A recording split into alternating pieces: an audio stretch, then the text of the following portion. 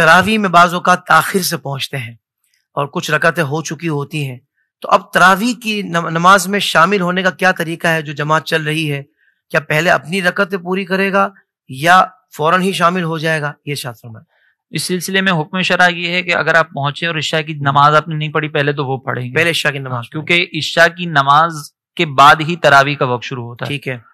اب اگر آپ نے عشاء کی نماز پڑھ لی اور امام صاحب کچھ رکعتیں پڑھ چکے ہیں تو آپ ابھی امام صاحب کے ساتھ شامل ہو جائیں۔ بعد میں جب وطر پڑھیں گے امام صاحب، جیسے ابھی آخر میں وہاں پہ 20 رکعتیں مکمل ہوئی، آپ کی جیسے 16 ہوئی ہیں، تو وہ امام صاحب تو پہلے وطر پڑھیں گے، پوری جماعت کے ساتھ وطر پڑھیں گے، آپ اپنی بقیہ رکعتیں جو رہ گئی ہیں وہ مکمل کر لیں۔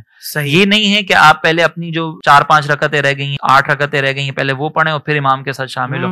اس میں بعض اوقات یہ کرتے ہیں کہ وہ جلدی جلدی پڑھتے ہیں، اور اس کے اندر جلدی پڑھنے میں بعض اوقات واجبات بھی ترک کر دیتے ہیں کہ ہمیں امام کو پکڑنا ہے۔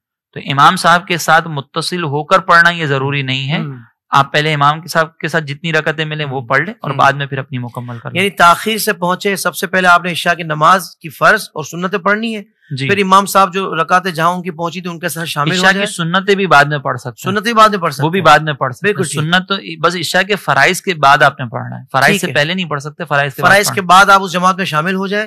وہ جتنی رکعتیں امام صاحب کے ساتھ مکمل آپ کی ہو گئی، باقی رکعتیں آپ جو رہ گئی ہیں پھر بعد میں اس کے بعد آپ پڑھ لیں گے۔ خوبصورت انداز سے آپ نے یہ مسئلہ بھی واضح کر دیا۔